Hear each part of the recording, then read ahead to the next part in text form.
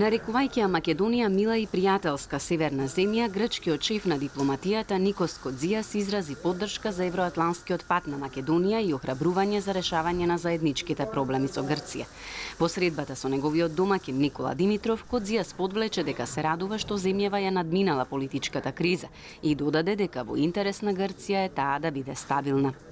Да создадеме значи повеќе доверба, креативно да ги решиме нашите проблеми, секој редентизам да го удриме, да го поништиме и утрото да играме оро со нашите заеднички култури. На прашањето дали Грција ќе има храброст да направи исчекор во надминување на спорот, Кодзијас со став дека Грција досега многу пати покажала храброст и дека со задоволство ќе и помогне на нашата земја со своето искуство и знаење на патот кон Европската унија.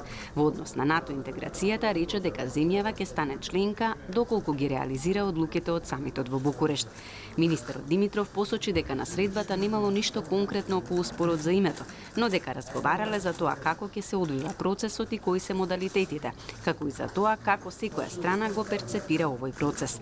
Димитров немаше конкретен одговор дали новата влада ќе направи нешто околу символите и статуите кои предизвикуваат вознемиреност кај јужниот сосед, но нагласи дека новата влада се стреми кон голема Европа и ќе се однесува во согласност со меѓународните обврски.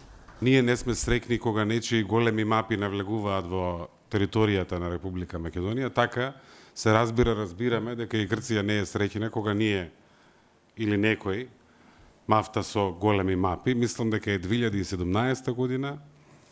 Мислам дека двата народа многу посреќно ќе живеат ако има мостови и отворени врати.